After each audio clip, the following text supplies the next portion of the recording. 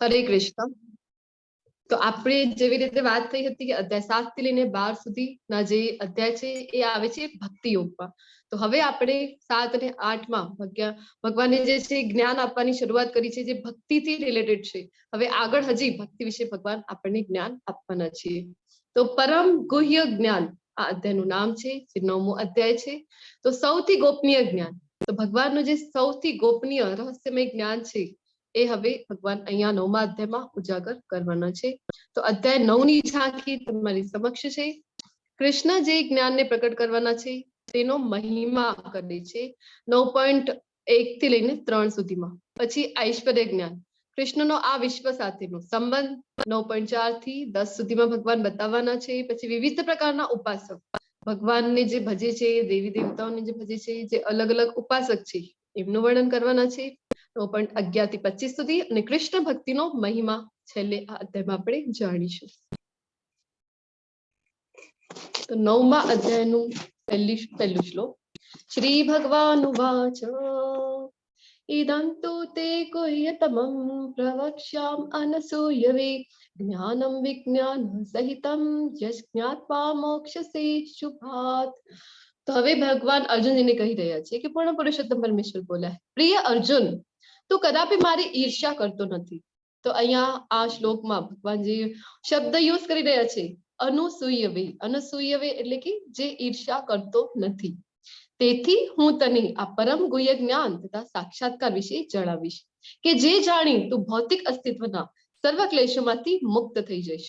તો હવે ભગવાન અહીંયા જે ગુહ્ય જ્ઞાન છે, ગુહ્યતર અને ગુહ્યતમ, હવે આગળ આપણે જોઈશું કે 3 પ્રકારના જ્ઞાન ભગવદ ગીતામાંથી આપણને જોવા મળે છે. તો ભગવાન એ જ્ઞાનની હવે અર્જુનજી સમક્ષ રજૂઆત કરી રહ્યા છે. ભગવાન અર્જુનજીને કહી રહ્યા છે કે તું મારી ઈર્ષ્યા કરતો નથી, અનુસૂયવે. અને એનાથી પહેલા પણ આપણે જોયું હતું કે અર્જુનજી માટે કહી રહ્યા હતા કે ભક્તો સી સખા ચેતી, કે કૃષ્ણ ભગવાન કહી રહ્યા છે કે અર્જુનજીને તું મારો ભક્ત છે અને સખા છે એટલે તને જ્ઞાન આપું છું. એનાથી પહેલા હજી એક વાર કીધું હતું કે તું મારાથી ઈર્ષ્યા નથી કરતો, દ્વેષ નથી કરતો. અહીંયા પણ ભગવાન કહી રહ્યા છે. તો પછી આ જ્ઞાન આપણને થાય કે ભગવદ ગીતાનું જ્ઞાન છે કોના માટે? તો આ જ્ઞાન આપણા બધા માટે છે. કારણ કે અર્જુનજી છે એ ભગવાનના શાશ્વત ભક્ત છે. 4થા અધ્યાયમાં પણ આપણે જોયું હતું ને કે નર નારાયણ સ્વરૂપે જયારે ભગવાન આવ્યા હતા ત્યારે નર રૂપમાં અર્જુનજી ભગવાનના સાથે હતા. તો એ ભગવાનના શાશ્વત પાર્ષદ છે, ભગવાનની સાથે એ નિત્ય હોય છે. પણ અર્જુનજીની મારફત ભગવાન ખૂબ કૃપાળુ છે એટલે આ જ્ઞાન જે છે એ આપણા માટે ભગવાન આપી રહ્યા છે ભગવદ ગીતાનું. તો ભગવદ ગીતામાં 3 ગુપ્ત સત્ય શું છે? તો 3 જે ગુપ્ત સત્ય એટલે કે ગુહ્ય જ્ઞાન, ગુહ્યતર જ્ઞાન અને ગુહ્યતમ જ્ઞાન, આ વિશે ભગવાન આપણને બતાવે છે. તો એ હવે આપણે ચર્ચા કરીશું કે બીજા અધ્યાયમાં આપણે જોયું હતું ને કે આપણે શરીર નથી અને આત્મા છીએ. તો આ હતું ગુહ્ય જ્ઞાન. પછી બીજું જે હતું કે 7મા અને 8મા અધ્યાયમાં ભગવાને જે ભક્તિ યોગ વિશે વાત કરી હતી. તો ભગવાનનો આપણને ખબર પડી કે જેવી રીતે આપણે વાત થઈ હતી કે ચૈતન્ય મહાપ્રભુ આપણને આપણું જે આપણે શું કામ આ ભૌતિક જગતમાં છીએ, કારણ કે આપણે આપણો જે રિયલ સંબંધ છે કૃષ્ણ સાથેનો એ આપણે ભૂલી ગયા છીએ, એટલા માટે આપણે ભૌતિક જગતમાં હેરાન થયા કરીએ છીએ. તો જીવેર સ્વરૂપ હૈ કૃષ્ણ નિત્ય દાસ. તો ચૈતન્ય મહાપ્રભુએ કીધું છે. તો આપણને ખબર હોય કે કૃષ્ણ સ્વામી છે અને આપણે બધા દાસ છીએ. તો આ ગુહ્યતમ જ્ઞાન છે. અને પછી આ અધ્યાયમાં આપણે હવે આગળ જાણીશું કે ગુહ્યતમ જ્ઞાન વિશેની ભગવાન વાત કરી રહ્યા છે એટલે કે અનન્ય ભક્તિ. ભગવાન કૃષ્ણને આપણે કેવળ ને કેવળ ભક્તિ દ્વારા જ આપણે જાણી શકીએ અને પ્રાપ્ત કરી શકીએ. તો અનન્ય ભક્તિ વિશે જે ભગવાન સાથે આપણે ભક્તિ ક્યારે થાય? જ્યારે આપણે ભગવાન સાથેનો આપણો સંબંધ આપણને ખબર હોય. તો એ છે ગુહ્યતમ જ્ઞાન. રાજ વિદ્યા રાજ ગુહ્યમ પવિત્રમ ઇદમુચ્યતે ઇદમ ઉત્તમમ પ્રત્યક્ષામ વગમમ ધર્મ્યમ સુસુખમ કર્તવ્ય કર્તુમવ્યયમ. આ જ્ઞાન સર્વ વિદ્યાઓનો રાજા છે, જે સર્વ રહસ્યોમાં સર્વાધિક ગુહ્ય છે. તે વિશુદ્ધતમ જ્ઞાન છે અને સાક્ષાત્કાર દ્વારા આત્માનો પ્રત્યક્ષ અનુભવ કરાવે છે. તેથી તે ધર્મની પૂર્ણતા છે, તે અવિનાશી છે અને આચરવામાં સુગત છે. કે ભગવાને અલગ અલગ ભગવાન નોલેજ આપે છે. ભગવદ ગીતામાં આપણે જોયું હતું અધ્યાય 2 માં પણ ભગવાને ઝાંખી આપી દીધી હતી કે આખા ભગવદ ગીતામાં કયો જ્ઞાન આપવાનું છે. તો અષ્ટાંગ યોગ વિશે ભગવાન આપે છે આપણને નોલેજ, કર્મયોગનું નોલેજ આપે છે, અલગ અલગ ઘણા બધા નોલેજ આપે છે. પણ ભગવાન પોતે કહે છે કે આ બધા કરતા જે ભક્તિ યોગ છે ને એ સરળ પણ છે, સુખદ છે, આચરવામાં પણ આપણને સુખદ છે અને એનાથી ભગવાનને આપણે ઇઝીલી પ્રાપ્ત કરી શકીએ. અને કાલના અધ્યાયમાં પણ આપણે જોયું હતું ને કે કેવળ ભક્તિ યોગથી જે તપસ્યા, દાન, યજ્ઞ અને વેદાધ્યયન કરવાથી જે કંઈ પણ ફળ મળે છે એ કેવળ ભક્તિ યોગથી આપણે પ્રાપ્ત કરી શકીએ છીએ. તો ભગવદ ગીતાને અહીં શા માટે રાજવિદ્યા કહેવામાં આવી છે? હરે કૃષ્ણ. હવે તમે મને જણાવો કે રાજવિદ્યા શું કામ ભગવદ ગીતાને કહેવામાં આવી રહ્યું છે? તમને બધાને શું લાગે છે? બધી વિદ્યાઓમાં શ્રેષ્ઠ છે, ઉચ્ચ છે, એટલે રાજવિદ્યા. ખૂબ સરસ માતાજી, ધન્યવાદ. હજી કોઈને કઈ એડ કરવું છે?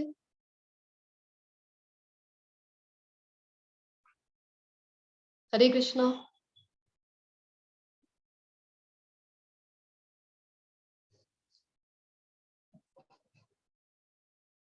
તો જેવી રીતે માતાજી કીધું છે તો ઉચ્ચ જ્ઞાન આપણે હવે ભૌતિક જગતમાં ઘણા બધા નોલેજ આપણને મળી રહે.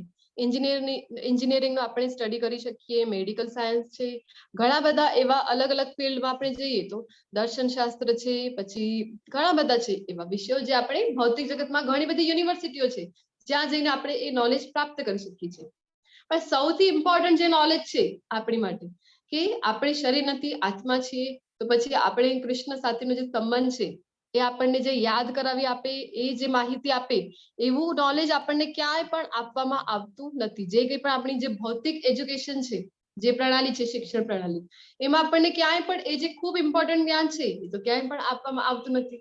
તો ભગવદ ગીતામાં આજે સૌથી ઇમ્પોર્ટન્ટ છે, જે સૌથી ગુહ્યતમ જ્ઞાન છે, વિદ્યાઓનો રાજા છે, એ જે ભગવદ ગીતા છે ને એ વિદ્યાઓનો રાજા છે.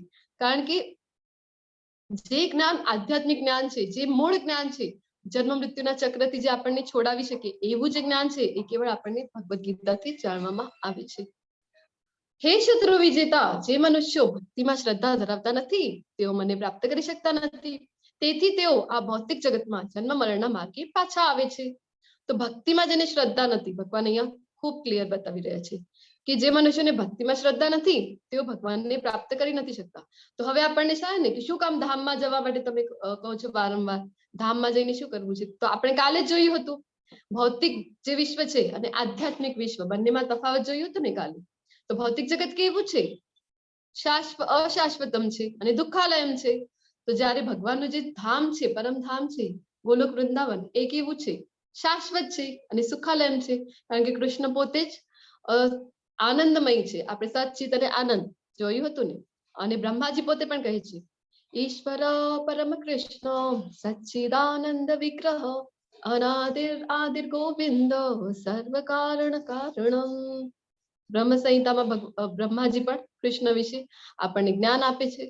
તો ભગવાનનું જે ધામ છે એ શાશ્વત છે અને સુખાલયમ છે. તો આપણે જો ધામમાં છીએ તો ભગવાને કીધું હતું કે પ્રયાણ કાલે જે પણ ધામમાં હોય છે એને જ્યારે પ્રલય કાલ આવે છે ત્યારે એને બિલકુલ પણ ગભરાવાની, ચિંતા કરવાની જરૂર હોતી નથી. કારણ કે એ ધામ શાશ્વત છે, એને કઈ લેવા દેવા નથી પ્રલય આવે એથી. તો ભૌતિક જગત છે એમાં ઉચ્ચતર લોક પણ હોય, પછી બ્રહ્માજીનો લોક પણ હોય, તો એ બધું નાશ પામે છે. આપણે જોયું હતું કાલના જ અધ્યાયમાં. તો જન્મ મરણના માર્ગે પાછો આવીએ આપણે જો કૃષ્ણને પ્રાપ્ત ન કરીએ, અને કૃષ્ણને કેવળ ભક્તિથી જ પ્રાપ્ત કરી શકીએ છીએ. આ સમગ્ર જગત મારા વડે મારા અવ્યક્ત રૂપમાં વ્યાપ્ત છે. સર્વ જીવો મારામાં છે પરંતુ હું તેમનામાં નથી. હવે અહીંયા કૃષ્ણ જે કહી રહ્યા છે કે સર્વ જીવો મારામાં છે, તો આ વિધાનને કેવી રીતે સમજવું? બધા જીવો મારામાં છે પણ હું તેમનામાં નથી. હરે કૃષ્ણ.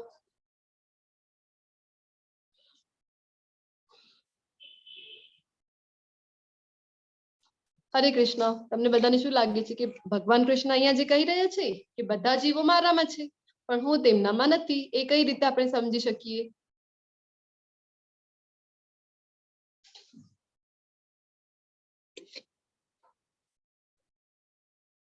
ભગવાન પોતાના ઓરિજિનલ સ્વરૂપમાં ક્યાં વિરાજે છે?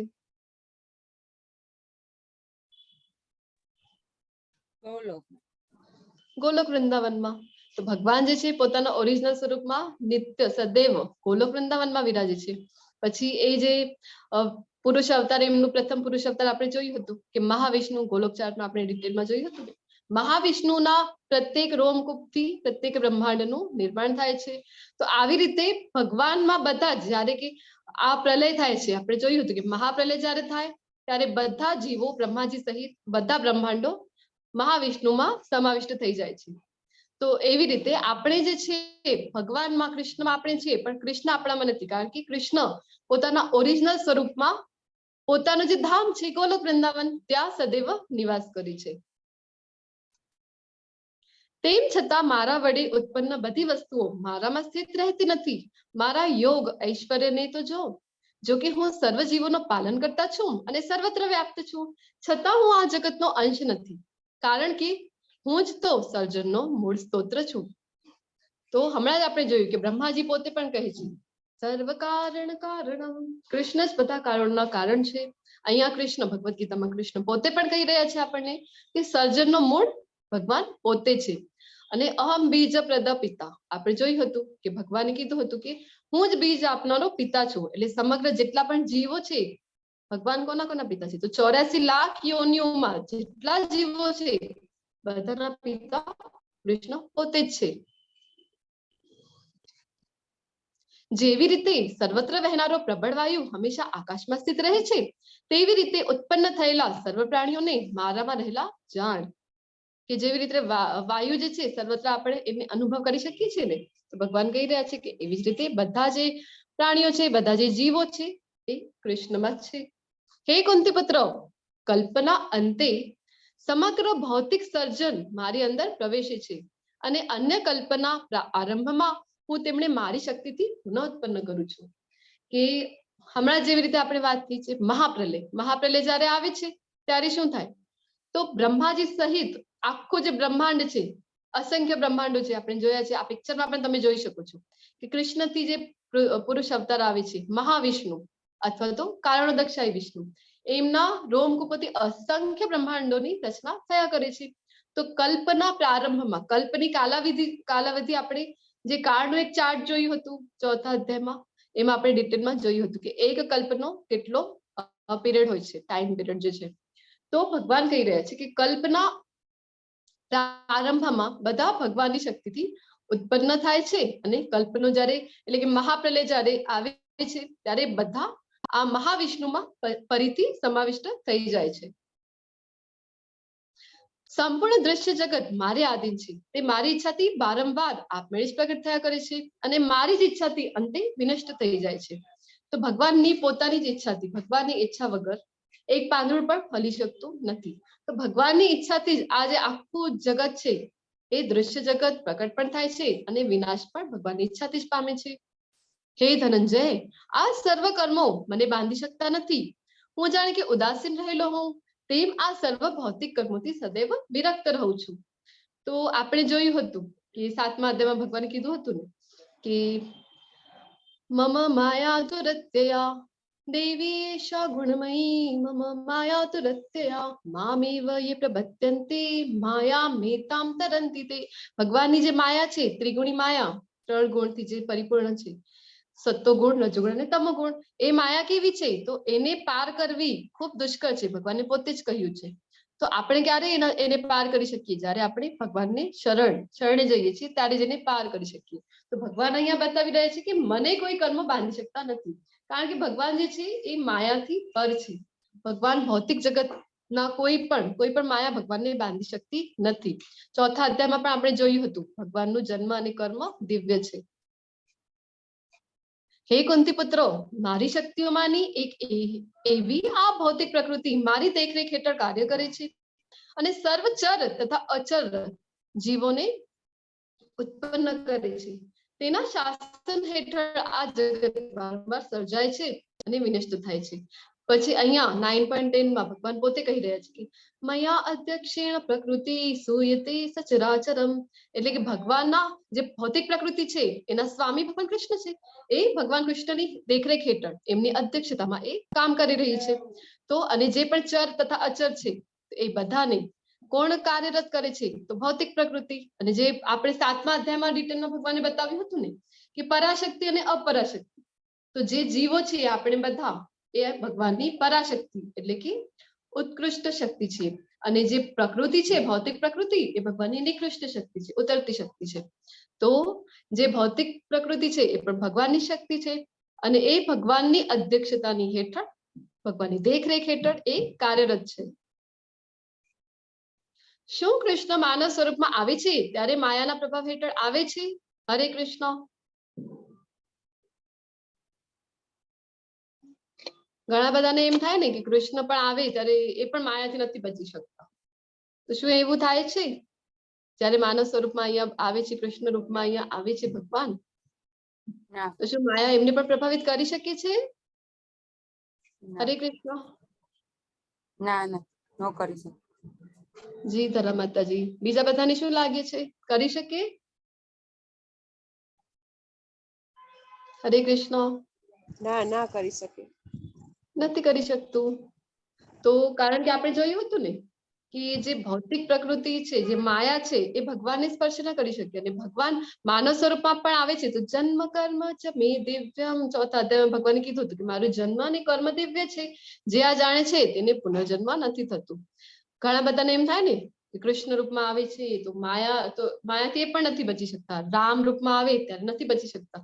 કેવી રીતે વિલાપ કરે છે, એમની પત્ની જતી રહે છે તો કેવું વિલાપ કરે છે બેસીને, માયાના પ્રભાવમાં આવી જાય છે. તો એવું જરાય નથી. એક ઉદાહરણ આપણે જોયું હતું પ્રધાનમંત્રીનું, કે પ્રધાનમંત્રી જો જેલમાં આવે તો શું કામ આવે? એ સર્વે કરવા માટે આવે. પૂછે છે ત્યાંના જે હોય છે પોલીસ જે અધ્યક્ષ જે હોય છે એમને પૂછે કે અહીંયા કોઈ તમને લાગે છે કોઈ સુધરે જેવું છે, કોઈ જે કેદી છે એ? પછી એ જણાવે કે હા એ 2 જણા લાગે છે કે થોડું સુધરે એવા છે. તો એમની સજા જે છે, કેટલી સજા છે પૂછે તો છે કે 10 વર્ષ. તો એને મિનિમાઇઝ કરી દે કે 5 વર્ષની સજા કરીને એમને છૂટો કરી દો. તો એવી જ રીતે કૃષ્ણ જયારે અહીંયા આવે છે ત્યારે એ માયાને પૂછે કે અહીંયા કોઈ સુધરે એવું લાગે છે? તો પછી માયાદેવી જે છે એ કહે કે હા સુધરે એવા છે. આ ભગવાન વિશે જ્ઞાનની વાતો કરી રહ્યા છે બધા, આપલે કરી રહ્યા છે. તો ભગવાન કે મારા વિશે જાણવાનો પ્રયત્ન તો કરે છે. તો ભગવાન પછી આપણે જે છે કે જે જન્મ જન્મોના આપણે પાપ કર્મ ભોગવી રહ્યા છીએ તો આપણને એમાં છૂટ મળી જાય. ભગવાને કીધું હતું ને કે જન્મ અને મૃત્યુના જે ચક્ર તે પુનર્જન્મ જે છે એનાથી બચી જાય છે.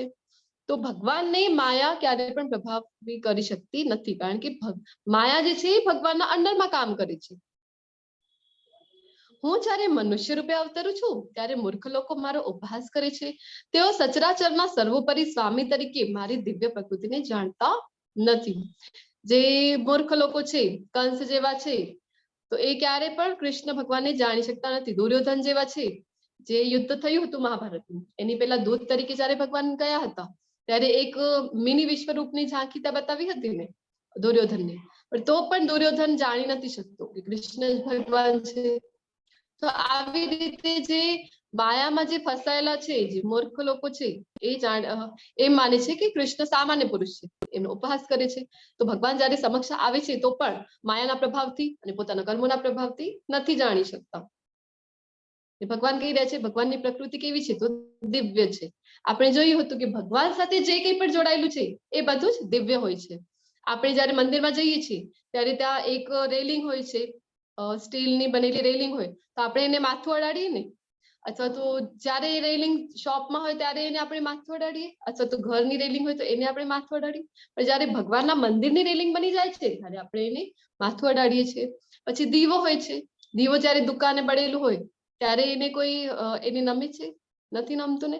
જયારે ભગવાનની સેવામાં એ અર્પિત થાય છે ત્યારે આપણે બધા એની આરતી લઈએ છીએ, એને નમીએ છીએ. તો ભગવાનની સેવામાં જે ઉપયોગ થાય છે એ બધું ભગવાન સાથે જે જોડાય છે એ બધું દિવ્ય થઈ જાય છે.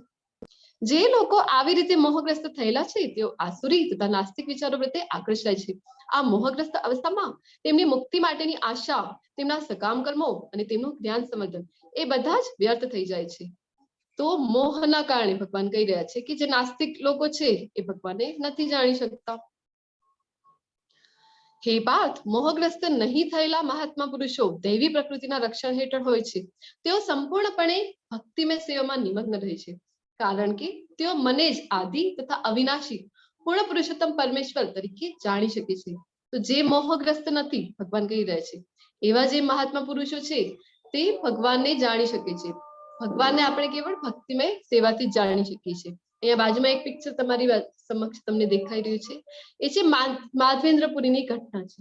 માધવેન્દ્રપુરી જે ભગવાનના ભક્ત હોય છે, તો એક સમય એવું થાય છે કે માધવેન્દ્રપુરીને સ્વપ્નમાં એક માધવેન્દ્રપુરી છે ને એક જગ્યા બેઠા હોય છે, ભગવાનનું નામ સ્મરણ કરે, ભગવાનના જપ કરે. તો એમાં એટલા મગ્ન થઈ જાય છે કે પોતાની માટે ઉપજીવિકા માટે પણ કાંઈ નથી કરતા, કે ભોજન પણ નથી લેતા, પાણી પણ નથી પીતા, એક જગ્યા બેસીને રોજ ભગવાનનો જાપ કરે. તો આવી રીતે એવું થઈ ગયું હતું કે 2 દિવસ થઈ ગયા, 3 દિવસ થઈ ગયા, પણ માધવેન્દ્રપુરી કાંઈ લેતા જ નથી. પછી ભગવાન આવે છે ત્યાં, એક બાળ ગોપનું રૂપમાં ભગવાન ત્યાં આવે છે અને એમને અવાજ દે છે કે બાબા, ઓ બાબા.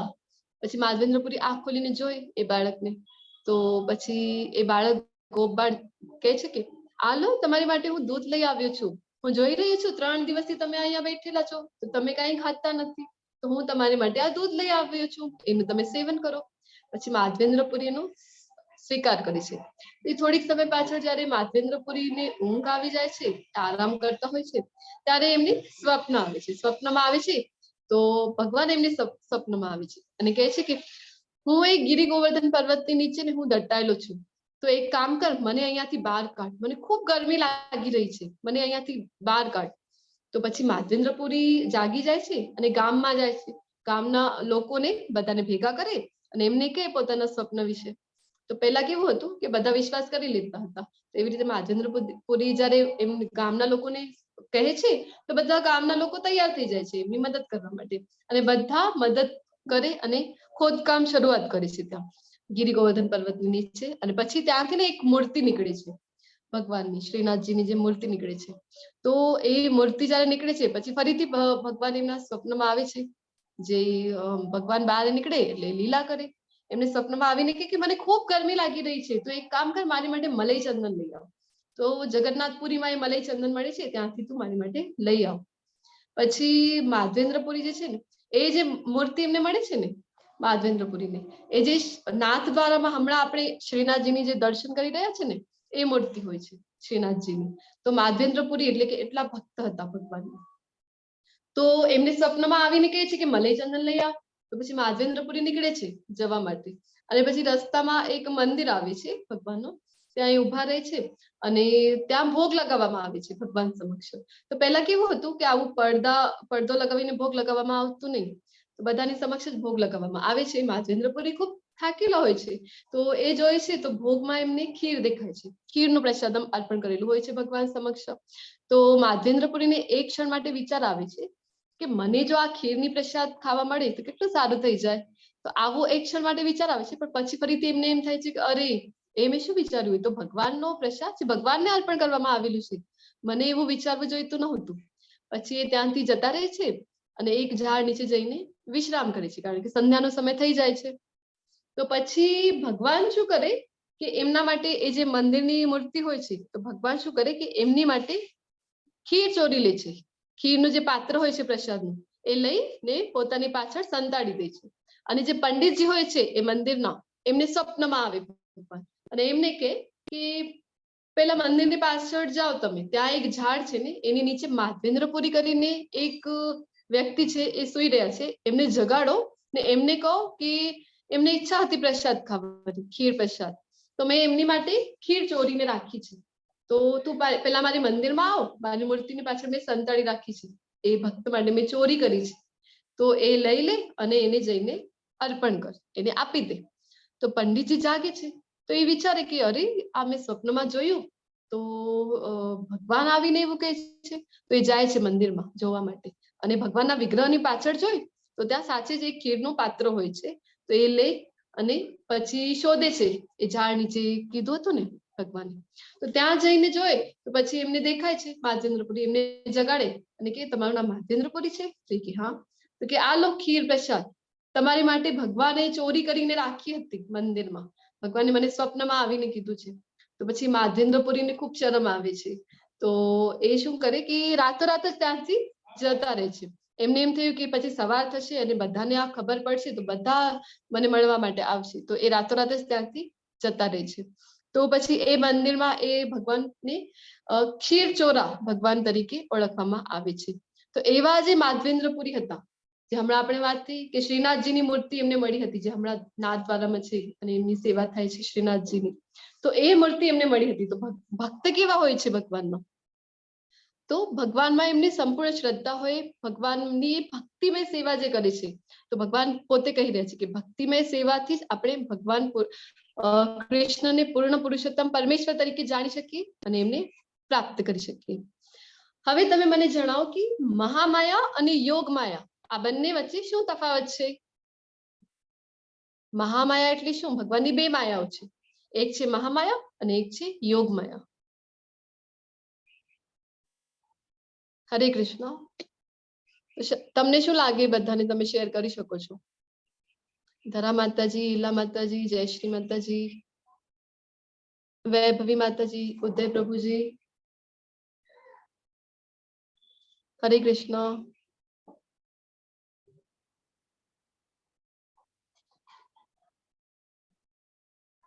આપણે બધા માયામાં છીએ કે નહીં? આપણે બધાને માયા ઇફેક્ટ કરે છે? Yes yes. કરે છે ને? હા, તો આપણે કઈ માયાની અંદર આવીએ છીએ? ભગવાનની બે માયા. મહામાયા. મહામાયા. જી, ખૂબ મહામાયા. સરસ. બધા મહામાયામાં છીએ. મહામાયા આપણને બધાને ઇફેક્ટ કરે છે. પછી યોગ માયા શું છે? કોઈને આઈડિયા છે? ભગવાનની માયા જે હોય ઈ? હા, આ બંને ભગવાનની જ માયા છે, પણ આપણે બધા જે જનરલી આવીએ છીએ એ બધા મહામાયામાં આવીએ. અને યોગ માયા? યોગ માયામાં કોઈ એવો શ્રેષ્ઠ પુરુષ કે શ્રેષ્ઠ સંત પુરુષ હોય ને, એને કોઈ એવી સિદ્ધિ પ્રાપ્ત કરેલી હોય અને જે પોતાના યોગના બળે કાર્ય કરે એને યોગ માયા કહેવાય. ઓકે, ધન્યવાદ જયશ્રી માતાજી. તો પહેલા પણ આપણે વાત થઈ હતી કે ભગવાન જે છે ને પોતાના ભક્તોને યોગ માયામાં મૂકી દે છે, તો જ એમની સાથે લીલા કરી શકે. જે ભક્તોને ખબર હોય કે આ કૃષ્ણ એટલે કે પૂર્ણ પુરુષોત્તમ પરમેશ્વર છે, તો પછી એમની સાથે લીલા ન કરે ને. તો એટલા માટે ભગવાનને પોતાની લીલાઓ કરવી હોય છે, એટલે પોતાના ભક્તોને ભગવાન યોગ માયામાં મૂકી દે. આપણે જોયું હતું ને કે અર્જુનજીને યોગ માયામાં મૂકી છે, એટલે અર્જુનજીને વિષાદ થઈ રહ્યું છે, દુઃખ કરી રહ્યા છે કે હું યુદ્ધ કેવી રીતે કરું, એટલા બધા કારણો આપે છે. અને યશોદા મૈયા જે હોય છે, તો માતા જે છે કે પછી એમને ખબર હોય કે કૃષ્ણ છે પૂર્ણ પુરુષોત્તમ પરમેશ્વર છે, તો પોતાની બાળક રીતે એમની સાથે એ જે છે કે પ્રેમ ન કરી શકે ને, એટલે ભગવાન એમને યોગ માયામાં મૂકી દે છે, જે પોતાના ભક્તો હોય છે. તો યશોદા મૈયા જયારે કાલિયા મર્દન વાળી ઘટના થાય છે, તો પછી જયારે બહાર આવે છે જે કૃષ્ણ ભગવાન કાલિયા નાગને પછી હરાવીને, તો પછી એ બધા યશોદા મૈયાને બધા શું કરે કે ટુવાલમાં વીંટાળી નાખે કે અરે મારા લાલાને શરદી થઈ જશે. પછી 7 વર્ષના હોય જયારે ટચલી આંગળી ઉપર ગોવર્ધન ઉપાડી રાખે છે, તો યશોદા મૈયાને કોઈ કે તમારા લાલાએ તો ગોવર્ધન ઉપાડ્યું. તો યશોદા મૈયા શું કે મારો લાલો આ ગોવર્ધન ન ઉપાડી શકે, એ તો બધા નંદ બાબા હતા, બધા ગોપ હતા, એ બધાય પોતાની લકડીના સહારે એને ઉપર પકડી રાખ્યું હતું. મારા લાલામાં એટલી શક્તિ ક્યાં છે? પછી કોઈ કે પૂતનાને મારે છે તમારો આટલો નાનો લાલો, તો કે એ તો ખૂબ ફૂસરો છે, તો વાંદરો પણ આવે તો મારી પાછળ સંતાઈ જાય, એ પૂતનાને ન મારી શકી. તો આવી રીતે કારણ કે યોગ માયામાં મૂકે છે પોતાના ભક્તોને. આપણે જોયું હતું ને કે કંસને જયારે મારે છે, આ કૃષ્ણ ભગવાન જયારે મથુરા જાય છે, તો પછી એમનો મિત્ર એક આવે ત્યાં ને કે કંસને મારે તો એમાં શું મોટી વાત થઈ, મારી સમક્ષ આવ, મારી સાથે લડ અને બતાવ. પછી અખાડામાં ભગવાનને બોલાવે, પછી બંનેના વચમાં યુદ્ધ થાય. તો એક આમ મુક્કો મારે એમનો મિત્ર, તો ભગવાન કૃષ્ણ આમ પડી જાય નીચે, તો કે જોયું કૃષ્ણમાં કેટલી શક્તિ છે, એક કંસને તું હરાવી શકે પણ અમારી સામે તું લડી ન શકી.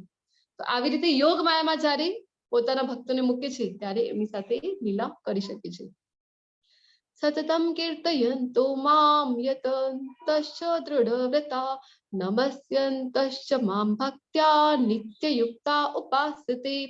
તે મહાત્માઓ મારા મહિમાનું નિત્ય કીર્તન કરતા, દૃઢ સંકલ્પ પૂર્વક પ્રયાસ કરતા, મને નમસ્કાર કરતા, ભક્તિ ભાવે નિરંતર મને ભજે છે. તો અહીંયા ભગવાન જે છે પોતાના ભક્તોનું વર્ણન કરી રહ્યા છે, કે જે મહાત્માઓ, કેવા મહાત્માઓનું વર્ણન કરી રહ્યા છે કે જે ભક્ત છે, ભગવાનના શુદ્ધ ભક્ત છે. તો એ શું કરે છે? ભગવાન કહે છે કે સતતમ કીર્તયંતો મામ, કે સતત કોનું કીર્તન કરે છે? તો મારું. મામ અહીંયા કીધેલું છે મારું, આવું નહીં કે કોઈ દેવી દેવતાઓનું અથવા તો બીજા કોઈનું. ભગવાન અહીંયા ખૂબ ક્લિયર કટ કહે છે કે સતતમ કીર્તયંતો મામ, મારું જે નિત્ય કીર્તન કરે છે. તો એ ભગવાનના ભક્તો, આવા જે ભક્તો છે જે ભગવાનને વારંવાર નમસ્કાર કરે છે. નમસ્કારનું ને આપણા શાસ્ત્રમાં ખૂબ જ કહેવાય ને કે ખૂબ એનું વર્ણન કરેલું છે કે નમસ્કાર ખૂબ ઇમ્પોર્ટન્ટ છે. તો આપણે ભગવાનને જરૂરથી નમસ્કાર કરવું જોઈએ. ભગવાન પણ 2 વખત એક જ લાઈન જે રિપીટ થાય છે ભગવદ ગીતામાં 18મા અધ્યાયમાં પણ ભગવાન કહે છે કે મને નમસ્કાર કર, તો મારી પૂજા કર. તો આપણે ભગવાનને જરૂરથી નમસ્કાર કરવું જોઈએ. જ્યારે 12મો અધ્યાય આવશે ભક્તિઓ, એમાં પણ ભગવાન અલગ અલગ સ્ટેજીસ બતાવશે કે ભક્તિ આપણે કહીએ કે આ મારાથી ન થાય, તો પછી ભગવાન બીજો ઉપાય આપશે કે આ તો તું કરી શકે, એ તો કરી શકે. તો આવી રીતે એમાં પણ ભગવાન આપણને જણાવશે કે નમસ્કાર કરવાનું. આપણે જરૂરથી ભગવાનને રોજ નમસ્કાર કરવાનું. તો આવા જે ભક્ત છે જે સતત ભગવાનનું સ્મરણ કરે છે, ભગવાનનું જપ કરે છે, એવા ભક્તો ભગવાનને ખૂબ પ્રિય છે. 12મા અધ્યાયમાં ભગવાન જણાવશે કે કેવા ભક્ત એમને પ્રિય છે. તો આવા ભક્ત નિરંતર ભગવાનને ભજ્યા કરે છે. હું આ બ્રહ્માંડનો પિતા, માતા, આશ્રયદાતા અને તથા પિતામહ છું. હું જ્ઞાનનો વિષય, શુદ્ધિકર્તા તથા ઓમકાર છું. હું ઋગ્વેદ, સામવેદ તથા યજુર્વેદ પણ છું. તો ભગવાન અહીંયા બતાવી રહ્યા છે કે જ્ઞાન જે છે, ભાગવતમનો પણ પહેલો જે શ્લોક છે એમાં જ ભગવાન વર્ણન કરે છે. એમાં જે વેદ વ્યાસજી છે એ વર્ણન કરે છે કે બ્રહ્માજીના હૃદયમાં જ્ઞાન કોણ આપે છે? તો કૃષ્ણ આપે છે. તો જ્ઞાનનો સ્તોત્ર જ કૃષ્ણ પોતે છે. તો ભગવાન અહીંયા આવી રીતે બતાવી રહ્યા છે કે પોતે જ ઓમકાર છે અને બધા વેદોનું જ્ઞાન પણ ભગવાન પોતે જ છે. હે અર્જુન, હું જ ઉષ્ણતા આપું છું અને હું જ વરસાદને રોકી રાખું છું તથા મોકલું છું. હું અમરત્વ છું અને સાક્ષાત મૃત્યુ પણ હું જ છું. ચેતન તત્વ તથા જળ તત્વ બંને મારામાં છે. જે મનુષ્યો વેદાધ્યયન કરે છે તથા સોમરસનું પાન કરે છે, તેઓ સ્વર્ગ પ્રાપ્તિ માટે પ્રયત્ન કરીને પરોક્ષ રીતે મારી પૂજા કરે છે. તેઓ પાપ કર્મોમાંથી મુક્ત થઈને પુણ્યમય સ્વર્ગીય ઇન્દ્રલોકમાં જન્મ લે છે, જ્યાં તેઓ દેવ જેવો આનંદ ભોગવે છે. તો ખૂબ સારા કર્મો કર્યા હોય, આપણે પહેલા પણ જોયું હતું. તો ખૂબ સારા કર્મો જો આપણા હોય તો શું થાય? તો ઉચ્ચ લોકમાં આપણને જન્મ મળે. પણ આપણે પહેલા પણ જોયું છે, ભગવાને પોતે કીધું છે કે ક્ષીણે પુણ્યે મર્ત્યલોક વિશંતિ, કે જ્યારે તમારો જે પુણ્ય કર્મ છે એનું જ્યારે ક્ષીણ થઈ જાય, જ્યારે સમાપ્ત થઈ જાય છે, તો શું થાય? તમે ખૂબ ઉચ્ચતર લોકોમાં છો, ખૂબ સત્ય લોકમાં પણ કે છો, તો પણ શું થાય કે જ્યારે આપણા પુણ્ય કર્મ હતા જેના બળે આપણને આ ઉચ્ચ લોકોમાં જન્મ મળ્યું છે, ત્યાં આપણે શું કરી શકીએ? તો બધા ભોગો આપણે ભોગવી શકીએ. તો પછી પુણ્ય જ્યારે સમાપ્ત થાય છે તો પછી ફરીથી મર્ત્ય લોક વિશંતિ એટલે કે પૃથ્વી લોકમાં ફરીથી જન્મ મળે છે. એ રીતે જ્યારે તેઓ વિશાળ સ્વર્ગીય ઇન્દ્રિય સુખ ભોગવી લે છે અને તેમના પુણ્ય કર્મોના ફળ પૂરા થઈ જાય છે, ત્યારે તેઓ આ મૃત્યુલોકમાં પાછા આવે છે. એ રીતે જે મનુષ્યો 3 વેદોના સિદ્ધાંતોમાં દ્રઢ રહીને ઇન્દ્રિય સુખ પામવા પ્રયત્ન કરે છે, તેઓ નિરંતર જન્મ તથા મૃત્યુને પ્રાપ્ત કરતા રહે છે. તો હવે ખૂબ સારા કર્મો કરીએ. આપણે કર્મયોગમાં પણ જોયું હતું કે સકામ કર્મ છે, ખૂબ સારા કર્મો છે, તો શું થાય? તો ઉચ્ચતર લોકમાં આપણને જગ્યા મળે છે. પછી જ્યારે સમાપ્ત થાય પછી ફરીથી પૃથ્વી લોકમાં. તો આવી રીતે શું થાય? તો આ સાયકલ તમે જોઈ રહ્યા છો ને, આ જે ચઢાવ ઉતાર ચઢાવ ઉતાર, તો ઉતારથી ગયા તો ચઢાવમાં. અને મેરીગો રાઉન્ડનું ત્યાં એક્ઝામ્પલ આપેલું છે. તો મેરીગો રાઉન્ડ જે છે કે ખૂબ મોટું આવું ચીચોડું હોય તો શું થાય? જ્યારે ઉપર જઈએ ને પછી ફરીથી આમ નીચે આવી જઈએ ને, તો ઉચ્ચ લોકોમાં આપણે જઈએ, ફરીથી નીચે પૃથ્વી લોકમાં આપણે જન્મ લેવું પડે છે. એટલે કે જન્મ મૃત્યુનું જે આ ચક્ર છે એમાંથી આપણે નથી છૂટી શકતા. ખૂબ સારા કર્મો, નૃગરાજાની ઘટના જોઈ હતી આપણે. નૃગરાજા સાથે શું થયું હતું? સકામ કર્મો કર્યા, ખૂબ સારા, આપણને એમ થાય ને કે સારા કર્મો કરીએ, માનવ સેવા એ માધવ સેવા છે, તો એવું આપણને થાય. તો ખૂબ સારા કર્મો કરી ગરીબોને જમાડીએ, પણ શું થાય કે જ્યારે પુણ્ય કર્મોનું ફળ જ્યારે સમાપ્ત થાય છે ફરીથી જન્મ મૃત્યુ. આ જન્મ મૃત્યુના ચક્રને આપણે પાર કરી શકતા નથી. કેવળ ને કેવળ અકર્મ દ્વારા જ આપણે એને પાર કરી શકીએ છીએ. અકર્મ એટલે આપણે જોઈ ગયા છીએ ને, અકર્મ એટલે શું? હરે કૃષ્ણ. ખોટા કર્મો કરેલા હોય એ પ્રભુજી, એ હતું વિકર્મ. જે આપણે ખરાબ કર્મ કરીએ, શાસ્ત્ર વિરુદ્ધ કર્મ કરીએ, કર્મ વિકર્મ. પછી આપણે જોયું હતું કે નિષ્કામ કર્મ એટલે કે ફળની ઈચ્છા વગર. પછી ચોથા નંબરને જે જોયું હતું ને આપણે, અકર્મ. ભગવાનમાં ભગવત ભાવ ભગવાન માટે રાખીને કર્મ કરવું. કરવામાં આવે છે. ભગવાન માટે. જી માતાજી, ખૂબ સરસ. જે કંઈ પણ કૃષ્ણ પ્રીત્યાર્થે જે કંઈ પણ કરીએ છીએ, ભગવાનને સેન્ટરમાં રાખીને જે કંઈ પણ કરીએ છીએ, એ બધું આપણું અકર્મ છે. તો કેવળ ને કેવળ અકર્મ દ્વારા જ આપણે કર્મોના બંધનથી નથી બંધાતા અને આપણે ધામને પ્રાપ્ત કરી શકીએ છીએ. अनन्याः चिन्तयन्तो मां ये जना पर्युपासते तेषां नित्याभियुक्तानां योगक्षेमं वहाम्यहम्. તો અહીંયા આ જે યોગક્ષેમમ વહામ્યહમ, આ જે શ્લોકનું આ જે પાઠ છે એને LIC તરીકે પણ ઓળખવામાં આવે છે, કારણ કે LIC વાળાઓએ અહીંયાથી આ ચોરી કર્યું છે. બધા ભગવદ્ ગીતાનું જ કોપી કરે છે. તો યોગક્ષેમમ વહામ્યહમ આ સ્લોગન જે આપણે જોઈએ છે ને LIC માં, તો ભગવદ્ ગીતાથી જ આ લીધેલું છે. પરંતુ જે લોકો અનન્ય ભાવે મારા દિવ્ય સ્વરૂપનું સદા ચિંતન કરતા રહી મને ભજે છે તેમની જરૂરિયાતોની હું પૂર્તિ કરું છું તથા તેમની પાસે જે કંઈ પણ છે તેનું રક્ષણ કરું છું. તો અહીંયા ભગવાન કહી રહ્યા છે કે અનન્ય ભાવે, અનન્ય ભાવ એટલે શું? એટલે કેવળ અને કેવળ કૃષ્ણ, એવું નહીં કે બીજા કોઈ દેવી દેવતાઓ અથવા તો બીજા કોઈને ભજો. ભગવાન કહે છે કે અનન્ય ચિંતયંતો માં, કે અનન્ય ભક્તિથી, અનન્ય ભાવથી કેવળ કૃષ્ણને જો આપણે ભજીએ તો પછી કૃષ્ણ કહે છે તો શું કરું હું? આપણે જોયું હતું ને કે ભગવાન આપણી સાથે રેસિપ્રોકેટ કરે છે. તો જે આપણી પાસે જેની જરૂરિયાત છે એની પૂર્તિ કરે ભગવાન, અને જે નથી એનું રક્ષણ કરે છે. તો એક વખતની વાત છે, અર્જુનાચાર્ય કરીને એક આચાર્ય થઈ ગયા છે. તો એમને એ ખૂબ કહેવાય ને કે દરિદ્ર બ્રાહ્મણ હતા. એમની જે આર્થિક સ્થિતિ હતી એ સારી નહોતી.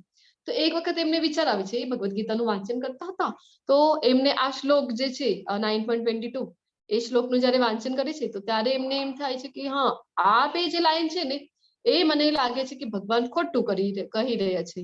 ભગવાન કહે છે કે હું પૂર્તિ કરું છું જરૂરિયાતોની, પણ ભગવાન તો કઈ કરતા નથી. તો મને લાગે છે કે આ બે લાઈન્સ તો ખોટી કીધેલી છે. તો એને કટ કરી નાખી છે, આમ પેનથી કટ કરી નાખી એ બે લીટીઓને. પછી શું થાય છે, આવું કરીને એ બહાર જતા રહે છે. પછી થોડીક વાર પછી એમના ઘરે બે બાળકો આવે અને એમની પત્નીને આવાજ દે કે માતા ઓ માતા. પછી એમના પત્ની બહાર આવે અને એ જોઈ તો બે બાળકો આવે છે અને ખૂબ બધું પ્રસાદની ખૂબ બધી વસ્તુઓ સાથે લઈને આવે છે અને પૂછે છે કે માતા એ અમે ક્યાં રાખીએ? તો એ પૂછે છે તમે કોણ છો? તો એ નાના નાના બાળકો આવે છે, એ કે કોણે આપ્યું તમને આ? તો કે અમારા ગુરુજી આપ્યું છે, અમારા આચાર્ય જે ગુરુજી છે ને એમણે આપ્યું છે, તો અમે મૂકવા આવ્યા છે. તો કે કોણ છે તમારા ગુરુજી? તો એ બાળકો કે અર્જુનાચાર્ય અમારા ગુરુજી છે, અમે એમના શિષ્યો છીએ. એમણે કીધું કે ઘરે મૂકી આવો. તો ક્યાં રાખીએ અમે? તો પછી એમના પત્ની કે હા, અંદરના રૂમમાં તમે રાખી દો. તો પછી બાળકો રાખી દે છે. જયારે એ બધું પ્રસાદમની જે વસ્તુ હતી એ બધું જયારે મૂકવા આમ નમે છે તો એમની પત્ની જોઈ તો એમના પીઠ ઉપર ને આવા નિશાનો હોય છે, કોઈ મારેલું હોય ને તો આવા નિશાન હોય. તો પછી એ પૂછે છે એમના પત્ની કે અરે તમારા પીઠ ઉપર આ શું છે, શું થયું તમને? તો એ બાળકો કે અમારા ગુરુએ એમને માર્યું છે. તો એ પૂછે માતા કે શું કામ? તો કે ખબર નહીં, એમને પનિશમેન્ટ કરી છે, એમને માર્યું છે. પછી આમ કહી ને બાળકો જતા રહે છે. પછી એમના પત્ની વિચારે છે કે એવું કેવું કામ કર્યું? પોતાના પતિ વિશે વિચારે છે કે કેટલા ક્રૂર કહેવાય આવા. તો એમને તો પૂછીશું, આવા નાના નાના બાળકોને એટલું મારે છે? પછી જયારે એમના પતિ આવે તો એમને કે આવું તમે કેમ કરી શકો છો? તમે એટલા નિર્દય ક્યાંથી થઈ ગયા? તો પછી એમના પતિ કે શું કહી રહી છે, મને કઈ ખબર નથી પડતી. તો એ કે તમારા શિષ્યો આવ્યા હતા અહીંયા, જો આ બધું મૂકી ગયા, તમે આપ્યું હતું ને? તો કે શું આપી ગયા છે? તો પ્રસાદમની આટલી બધી વસ્તુ બતાડે છે કે જો આ બધું મૂકી ગયા છે. તો કે મારા શિષ્યો? મારા કોઈ શિષ્યો નથી, એ મેં નથી મોકલ્યો. કોણ હતા એ? અને કે તમે કેટલી નિર્દયતાથી એમની પીઠ ઉપર મેં જોયું કે તમે મારેલું હતું, કેવું કહેવાય, તમે કેટલા નિર્દયી કહેવાઓ. તો પછી એમના પતિ કે મેં તો કોઈ આવું કઈ નથી કર્યું, મારા તો કોઈ શિષ્ય જ નથી. તો કેવા હતા એ બાળકો? કેટલા જણ હતા, કેવા હતા? તો પછી એમના પત્ની કે બે બાળકો હતા, એક ગૌરવર્ણ હતા અને એક શ્યામ વર્ણ હતા. એટલા સુંદર હતા એ બાળકો અને એટલા નિર્દોષ લાગતા હતા, અને તમે કેમ એમને એવી સજા કરો છો તમે? પછી એમના પતિ કે બે બાળકો ગૌરવર્ણ શ્યામવર્ણ. પછી એમને યાદ આવે છે, અચ્છા કે મેં એ જે બે લીટીઓ મારી હતી શ્લોક ઉપર, તો પછી એમને યાદ આવે છે કે એ તો પોતે કૃષ્ણ ને બલરામ હતા. અને પછી એ શોધે છે એ ભગવદ્ ગીતાનું પુસ્તક, અને જે એમને કટ કર્યું હતું એ મટાડી નાખે છે. કે છે કે ના, ભગવાન બરાબર કહે છે કે જે જરૂરિયાત હોય છે ભક્તોની એની પૂર્તિ એ જરૂરથી કરે છે, અને જે નથી, જે એમની પાસે જે કંઈ પણ છે એનું રક્ષણ પણ ભગવાન પોતે કરે છે. હવે 9.26 આ શ્લોક પણ ખૂબ ઇમ્પોર્ટન્ટ છે. પત્રમ પુષ્પમ ફલમ તોયમ યો મે ભક્ત્યા પ્રયચ્છતિ તદહમ ભક્ત્યુપરીતમ અશ્નામી પ્રયતાત્મનઃ. ભગવાન કહી રહ્યા છે કે જો કોઈ મનુષ્ય પ્રેમ તથા ભક્તિપૂર્વક મને પર્ણ, ફૂલ, ફળ કે જળ અર્પણ કરે છે તો હું તેનો સ્વીકાર કરું છું. ઘણા બધાને એમ થાય ને કે શું કામ અમે ભોગ ધરાવી ભગવાન સમક્ષ? ભગવાન કઈ ખાતા તો નથી. પણ ઈશોપનિષદનું જે પહેલું શ્લોક છે, ઓમ પૂર્ણમદ પૂર્ણમિદ પૂર્ણસ્ય પૂર્ણમાદાય, આ શ્લોકમાં આપણે જોઈ શકીએ કે ભૌતિક ગણિત જે છે એમાં એકમાંથી એક આપણે માઇનસ કરી દઈએ તો શું બચે? 0 બચે છે. પણ આધ્યાત્મિક ગણિત એવું નથી. પૂર્ણમાંથી પૂર્ણ પણ જાય છે તો પૂર્ણ જ બચે છે. તો ભગવાનની અને ઇન્દ્રિયો જે છે, તમે જ્યારે આગળની લેવલ્સમાં આવશો, લેવલ 2 લેવલ 3 માં, ત્યારે ઈશોપનિષદ ભણવામાં આવે છે. પછી ભક્તિ રસામૃત સિંધુ, એવા ઘણા બધા પુસ્તકો છે. તો ત્યારે આપણને જ્ઞાન મળે છે કે ભગવાનની ઇન્દ્રિયો વિશે રૂપ ગોસ્વામી ભક્તિ રસામૃત સિંધુમાં જણાવે છે કે ભગવાનની ઇન્દ્રિયો કેવી છે? તો સક્ષમ છે. આપણી ઇન્દ્રિયો અપૂર્ણ છે, પણ ભગવાન જે છે ને પોતાની દિવ્ય છે. ભગવાનની બધી વસ્તુ આપણે જોયું હતું ને, તો એમની ઇન્દ્રિયો, કોઈ પણ ઇન્દ્રિયથી ભગવાન કોઈ પણ કામ કરી શકે છે. તો ભગવાન નાભી કમળથી, કોઈ પણ સ્ત્રીની મદદ વગર ભગવાન પોતાના નાભીથી બ્રહ્માજીનું સર્જન કરી શકે છે. તો ભગવાન પોતાની આંખોથી સ્વીકાર કરી શકે છે. ભગવાન પોતાની આંખોથી પણ આ જમી શકે છે. અને પૂર્ણમાંથી પૂર્ણ જાય તો પણ પૂર્ણ જ રહે છે. તો એવી રીતે ભગવાન અહીંયા 9.26 માં પણ કહે છે કે જો કોઈ પ્રેમ અને ભક્તિથી મને અર્પણ કરે છે એનો સ્વીકાર હું જરૂરથી કરું છું. તો ભગવાન જ્યારે કહે છે કે હું સ્વીકાર કરું છું, તો પછી આપણને ભોગ ધરાવવામાં શું વાંધો છે? તો આપણને જરૂરથી ભગવાનને ભોગ ધરાવવું જોઈએ. પછી 3જા અધ્યાયમાં પણ ભગવાને કીધું હતું, યજ્ઞ શિષ્ટાસ્તિના સંતો, આ શ્લોકમાં આપણે જોયું હતું કે જે કોઈ પણ મને અર્પણ કર્યા વગર, કૃષ્ણને અર્પણ કર્યા વગર જે કોઈ પણ અન્ન ખાય છે, જે અન્નની પૂર્ણ સાયકલ જોઈ હતી, તો પછી એ શું કરે છે? તો ભગવાને કીધું હતું ને કે એ તો પાપ ખાય છે. અને અહીંયા ભગવાન કહે છે કે જે કોઈ પણ પ્રેમ અને ભક્તિથી મને અર્પણ કરે છે, પછી પત્ર કેમ ન હોય, પત્ર એટલે કે કોઈ પણ પાન, કોઈ પણ તુલસી દલ હોય અથવા તો ફળ હોય, કે એવું નથી કે ભગવાન માટે કોઈ ખૂબ મોંઘી વસ્તુ આપણે ચઢાવી, પણ ભગવાન કહે છે કે પત્ર, ફળ અને જળ, તોયમ એટલે કે જળ પણ ભગવાન સ્વીકાર કરે છે. પણ કન્ડિશન એક જ છે કે સંપૂર્ણ પ્રેમ અને ભક્તિથી અર્પણ કરવું જોઈએ. તો ભગવાન તો એમાં પણ રાજી થઈ જાય છે કે આપણે પત્ર એમને અર્પણ કરીએ, પુષ્પ અર્પણ કરીએ, જેમાં આપણને 1 પૈસાનો પણ ખર્ચ લાગતો નથી. પણ જો આપણી પાસે કૃષ્ણની કૃપાથી આપણી પાસે એટલું છે, તો આપણે શું કામ ભગવાનને જે કંઈ પણ જમીએ છીએ, શું કામ આપણે ભગવાનને ન ધરાવવું જોઈએ? તો આપણે જે કંઈ પણ બનાવીએ છીએ એ સુંદર મજાની એક થાળી લઈ એમાં બધું પીરસીને તુલસી દલેમાં મૂકી ભગવાન સમક્ષ, એ ભક્તને આપણે જોઈ રહ્યા છીએ ફોટોમાં કે કેવી સરસ રીતે પૂર્ણ ભક્તિથી, પૂર્ણ ભાવથી આપણે ભગવાનને ધરાવવું જોઈએ. અને ભોગ અર્પણ કરતી વખતે આપણે આચાર્યોએ આપણને મંત્ર આપેલું છે, તો એ મંત્ર પણ આપણે જરૂરથી ઉચ્ચારણ કરવું જોઈએ. તમને ચેટ બોક્સમાં મળી રહેશે એ મંત્ર. તો એ મંત્રનું આપણે ઉચ્ચારણ કરીએ છીએ 3 વખત અને ભગવાનને ભોગ અર્પણ કરીએ છીએ. અને પછી એમ કહેવાય છે કે 16 વર્ષના યુવક માટે આપણે જેટલું પણ પીરસીએ ને એક થાળીમાં, એટલું આપણે ભગવાન માટે પીરસવાનું છે. પછી જ્યારે આપણે અર્પણ કરીએ છીએ ત્યારે 10 મિનિટ જેટલા સમય સુધી આપણે ભગવાન સમક્ષ રહેવા દેવું. અને ત્યાં સુધી આપણે માળાનું જપ કરવું અથવા તો કોઈ ભજનનું ચેન્ટિંગ કરવાનું અથવા તો કોઈ ભજન બોલવાનું. અને પછી એ લઈ લેવાનું ભગવાન સમક્ષથી, અને જે આપણી બાકી જે રસોઈ છે એમાં મિક્સ કરી દેવાનું. તો એનાથી શું થશે? તો પ્રસાદ રૂપમાં આપણા બધા જે પણ સભ્યો છે આપણા ઘરના, તો બધાને પ્રસાદ રૂપમાં એ મળી રહેશે. અને પ્રભુજી બતાવે છે, પ્રભુપાદે પણ ખૂબ વર્ણન કરેલું છે કે પ્રસાદનું ખૂબ જ મહિમા છે. નારદજીની કથા જ્યારે શ્રીમદ ભાગવતમાં, એક આગલા જન્મમાં એક નાનકડા બાળક હતા ત્યારની કથા આવે છે પૂર્ણ. તો ઉચ્છિષ્ટ લેપન એ કહી રહ્યા છે કે જ્યારે સાધુ સંતોનું ઉચ્છિષ્ટ એમણે સેવન કર્યું, તો એનાથી એમના જે કંઈ પણ પાપ કર્મો હતા પહેલાના, એ બધા ફટાફટ નષ્ટ પામતા ગયા અને ભગવદ નામમાં એમની રુચિ થઈ. તો એવી રીતે નારદજી બન્યા. પછી ભગવાનને ધરાવીને જ્યારે આપણે ખાઈએ છીએ, હિપ્પીઓમાં કેટલી શુદ્ધિ આવી ગઈ આપણે બધાએ જોયું છે. તો આપણા ઘરના સભ્યોમાં પણ જરૂરથી ખૂબ પરિવર્તન આવશે. આપણા જે આધ્યાત્મિક પેશીઓ હોય છે, જે આપણા આધ્યાત્મિક ન્યુરોન્સ જે હોય છે બ્રેઇનમાં, એને પોષણ મળી છે પ્રસાદના કારણે. તો આપણે જરૂરથી પ્રસાદનું સેવન કરવું જોઈએ. જે કંઈ પણ બનાવીએ છીએ ભગવાનને અર્પણ કરીએ. ડુંગળી લસણ વગરનું હોવું જોઈએ. પછી પ્રસાદ રૂપે આપણે એ ગ્રહણ કરવું જોઈએ. હે કુંતી પુત્ર, તું જે કંઈ કરે છે, જે કંઈ ખાય છે, જે કંઈ અર્પિત કરે છે અથવા દાન આપે છે અને જે તપસ્યા કરે છે તે સર્વ મને સમર્પણ કર. અહીંયા પણ ભગવાન ફરીથી કહી રહ્યા છે. તો ભગવાન કહે છે કે ભગવાનને અર્પણ કરવું. ભગવાન જે ફળ છે ને એ ભગવાનને અર્પણ કરી દેવાનું. તો પછી એનાથી શું થશે કે આપણો જે પણ પાપ કર્મ છે એ ભગવાન એમાંથી એ પાપ કર્મ નષ્ટ કરી ને પ્રસાદ રૂપે આપણને એ ફળ આપશે. તો જે કંઈ પણ આપણું છે કર્મ, જે કંઈ પણ કરીએ છીએ એ બધું ભગવાનને અર્પણ કરી દેવાનું. હું ન તો કોઈનો દ્વેષ કરું છું, ન તો કોઈનો પક્ષપાત કરું છું. હું સર્વ પ્રત્યે સમભાવયુક્ત છું, પરંતુ જે મનુષ્ય ભક્તિ ભાવે મારી સેવા કરે છે તે મારો મિત્ર છે, મારામાં અવસ્થિત હોય છે અને હું પણ તેનો મિત્ર છું.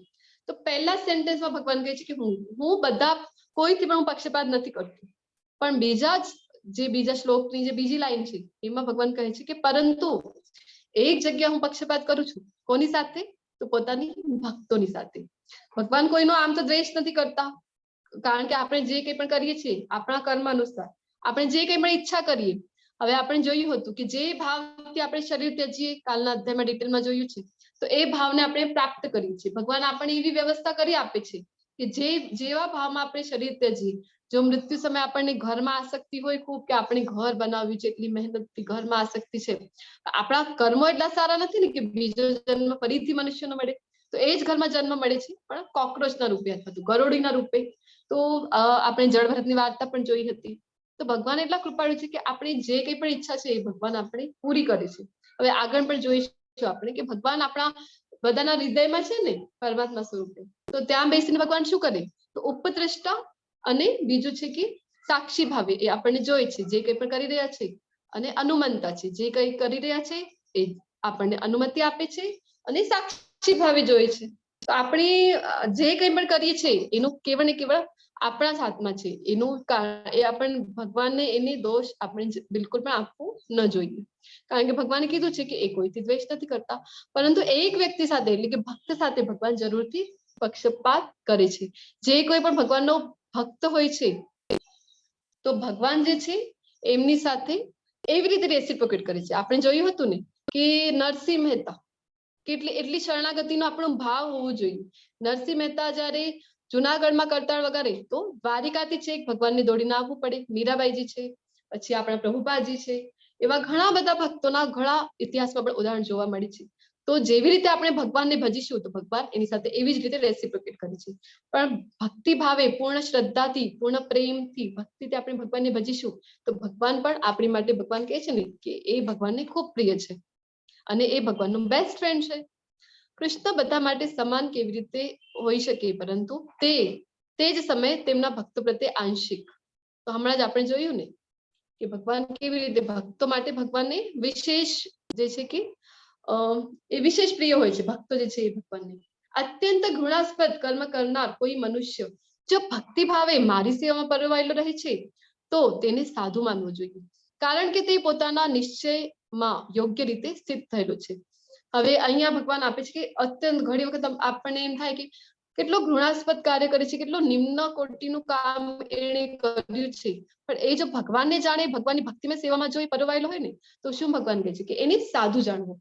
તો બીજાઓએ એને સાધુ જાણવું, પણ એને પોતાને નહીં. એને પોતાને તો હોવું જોઈએ, આત્મગ્લાની હોવી જોઈએ કે મેં જે કર્યું છે એ કામ ઘૃણાસ્પદ છે, એ ગલત કામ છે. પણ બીજાઓએ, ભગવાન કહી રહ્યા છે અહીંયા કે બીજાઓએ કેવી રીતે વર્તવું જોઈએ એની સાથે, તો બીજાઓએ એને સાધુ ગણવું જોઈએ. શું કામ? કારણ કે ભક્તિ ભાવથી ભગવાનને ભજી રહ્યું છે. અહીંયા તમારી સમક્ષ પિક્ચર એક આપેલું છે. આ છે કે જગાઈ અને માધાઈ. એ જગાઈ અને માધાઈ બે ભાઈઓ હોય છે અને ચૈતન્ય ચરિતામૃતમાં આ જે વાર્તા છે એનું વર્ણન આવે છે કે રિયલ ઘટના છે. તો જગાઈ ને માધાઈ જે છે એ બંને ભાઈઓ હોય છે ને એટલા દુષ્કર્મીઓ હોય છે, ખૂબ દુષ્કર્મ કરે. અને નિત્યાનંદ પ્રભુ જે બ્લુ વસ્ત્રમાં આપણે જોઈ રહ્યા છે ને એ છે નિત્યાનંદ પ્રભુ, જે બલરામજીના એન્કાર્નેશન છે. ચૈતન્ય મહાપ્રભુના સમયે એ આવે છે. તો એમને ખૂબ ત્રાસ આપે છે. પછી એક દિવસ જયારે એમને મારવા માટે જાય છે ને બંને ભાઈઓ, તો ચૈતન્ય મહાપ્રભુ ખૂબ ગુસ્સે થઈ જાય છે અને સુદર્શન ચક્રને આહ્વાન કરે છે. એ બંને ભાઈઓ પર ખૂબ ગુસ્સે થાય, એમને મારવા માટે સુદર્શનને આહ્વાન કરે છે. પછી નિત્યાનંદ પ્રભુ એમને રોકે છે કે ના પ્રભુ, તમારું આ જે કલયુગનો આ જે અવતાર છે, ચૈતન્ય મહાપ્રભુ તમારો જે અવતાર છે એ ખૂબ કૃપાળુ અવતાર છે, ખૂબ મર્સીફુલ અવતાર છે તમારું. તમે ભક્તિ આપવા માટે આ અવતારમાં આવ્યા છો, તમે દુષ્ટોનો સંહાર કરવા માટે નથી આવ્યા. તો આમ જો તમે કરશો તો કલયુગમાં તો બધા જ દુષ્ટો જ છે, તો તમે કોને કોને મારશો? પછી એ રોકી લે છે, કારણ કે ભગવાનના ભક્તો એવા દયાલુ હોય છે કે એમની જો કૃપા કરે છે, કેટલા અધમ કર્મીઓ કરનારા હોય છે જગાઈમાં થઈ, પણ એમની ઉપર પણ એ કૃપા કરે છે. અને પછી જે ચૈતન્ય મહાપ્રભુ હોય છે એ સુદર્શનને જતો કરે છે, અને પછી આ જે જગાઈ માદાઈ છે આ ઘટનાની પાછળ એ પણ સુધરી જાય છે, અને પછી એ પણ ભગવાનના શુદ્ધ ભક્તો બની જાય છે, કારણ કે નિત્યાનંદ પ્રભુની એમના ઉપર કૃપા થાય છે. તો ભગવાન અહીંયા એવી રીતે જણાવે છે કે બીજાઓએ જે કોઈ પણ ભક્તિમય સેવામાં પરોવાયેલો છે એને ઘૃણાસ્પદ પણ કાર્ય કર્યું છે, તો એને સાધું જાણવું જોઈએ. શું કોઈ વ્યક્તિ પવિત્ર નામના જાપની શક્તિ પર પાપી કાર્યો કરી શકે છે? તો તમને બધાને શું લાગે છે? જો આપણે ભગવાનનું નામ જપ કરીએ છીએ તો એનો અર્થ એ છે કે પાપી કર્મ પણ કરી શકીએ, એની માટે છૂટ આપેલી છે? હરે કૃષ્ણ. ના ના. ના. જી ખૂબ ખૂબ No. ધન્યવાદ. તો તમારા બધાનો ખૂબ ખૂબ આભાર.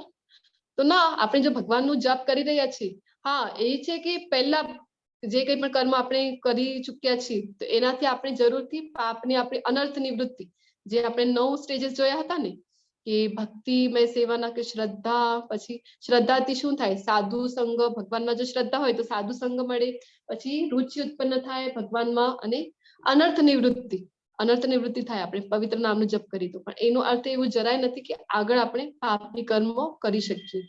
તે તરત જ ધર્માત્મા બની જાય છે અને સ્થાયી શાંતિ પ્રાપ્ત કરે છે. હે કુંતી પુત્ર, નિર્ભય થઈને ઘોષણા કર કે મારા ભક્તનો કદાપી વિનાશ થતો નથી. તો અહીંયા ભગવાન જે છે અર્જુનને કહી રહ્યા છે કે તું ઘોષણા કર. હવે ભગવાન પોતે પણ ઘોષણા કરી શકે છે ને, પણ ભગવાન શું કામ કુંતી પુત્ર એટલે અર્જુનજીને શું કામ કહી રહ્યા છે? કારણ કે ભગવાન જો પોતે ઘોષણા કરે તો એકવાર એ પોતાનું વચન તોડી શકે છે, પણ પોતાના ભક્તોનું વચન એ ક્યારે પણ નથી તોડતા. કારણ કે પોતે પ્રણ લીધું હતું ને, કે મહાભારતનું જયારે યુદ્ધ થયું હતું ત્યારે એમણે પ્રણ લીધું હતું કે પોતે ક્યારે પણ શસ્ત્ર નહીં ઉપાડે. પણ જયારે એ ગુસ્સે થઈ ગયા હતા અર્જુનજી, કોઈ પણ યુદ્ધ માટે તૈયાર થતા નહોતા, તો ભીષ્મદેવ ઉપર જયારે ગુસ્સે થઈ ગયા હતા ત્યારે રથનું જે પૈડું હતું એ ઉપાડ્યું હતું ને. એના પાછળ પણ એક ઘટના હતી કે ભીષ્મ પિતામાં પણ ભગવાનના ભક્ત છે અને 12 મહાજનમાંના એક છે, આપણે જોઈ ગયા છે. તો ભીષ્મ પિતામાં જે છે ને એ ભગવાનની વીર રસમાં ખૂબ પ્રેમ કરે, તો એમની ઈચ્છા હતી કે ભગવાનના હાથમાં એ શસ્ત્ર જોઈ.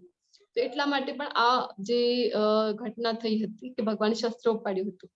તો આવી રીતે ભગવાન જો પોતે કોઈ વચન આપે તો એ એકવાર એનું ભગવાન ખંડન કરી શકે છે, પણ જો ભક્તોનું વચન હોય તો ભગવાન એને ક્યારે પણ નથી તોડતા. એટલે અર્જુનજીને કહી રહ્યા છે કે તું ઘોષણા કરી દે કે જે ભગવાનના ભક્તો છે એની ક્યારે પણ એનો વિનાશ થતો નથી. મન્મના ભવ મદ ભક્તો મદ્યાજી મામ નમસ્કુરુ મામ વૈશ્યસી યુક્તૈવ મહાત્માનામ મત્પરાયણ. તો અહીંયા આ જે ફર્સ્ટ લાઈન છે આ શ્લોકની 9.34 ની, મન્મના ભવ મદ ભક્તો મદ્યાજી મામ નમસ્કુરુ. આ 18મા અધ્યાયમાં ફરીથી ભગવાન એ જ લીટી રિપીટ કરે છે. તારા મનને મારા નિત્ય ચિંતનમાં પરોવી દે, મારો ભક્ત થા, મને નમસ્કાર કર અને મારી જ પૂજા કર. એ રીતે મારામાં સંપૂર્ણ રીતે તન્મય થઈને તું નક્કી મને પ્રાપ્ત કરીશ. તો ભગવાનને કેવી રીતે પ્રાપ્ત કરી શકીએ? તો ભગવાન અહીંયા એ રસ્તો બતાવી રહ્યા છે કે તારું જે મન છે એને મને પરોવી દે. તો ભગવાન જ્યારે પણ અર્જુનજી પાસેથી માંગે છે ત્યારે મનને માંગે છે. તો જયારે આપણે જોયું હતું ને કે નામ જયારે આપણે ભગવાનનું જપ કરીએ છીએ તો એની 3 અવસ્થા છે. પહેલી છે કે નામ અપરાધ, બીજી છે કે નામાભાસ, અને ત્રીજી છે શુદ્ધ નામ જપ. તો જ્યારે આપણે ધીરે ધીરે ભગવાનના પવિત્ર નામનું જપ કરીએ તો ધીરે ધીરે આપણે નામ અપરાધથી લઈને શુદ્ધ નામ, ભગવાનના શુદ્ધ નામ જપ સુધી પહોંચી શકીએ, કે જેમાં આપણું મન જે છે એ ભગવાનના પવિત્ર નામના જપમાં લાગી જાય છે. પછી અધ્યાય 9માં ભગવાન આપણને કૃષ્ણ ભગવાને કયું નોલેજ આપ્યું છે? તો કૃષ્ણ જે જ્ઞાનને પ્રકટ કરવાના છે તેનો મહિમા કરે છે. કે આપણે જોયું હતું કે આ જે જ્ઞાન છે કેવું જ્ઞાન છે? તો વિદ્યાઓનો રાજા છે. ઐશ્વર્ય જ્ઞાન, આ જગત સાથે કૃષ્ણનો સંબંધ. હવે કાલનો જે અધ્યાય છે એમાં ભગવાન પોતાની વિભૂતિ બતાવશે, ઐશ્વર્ય બતાવશે.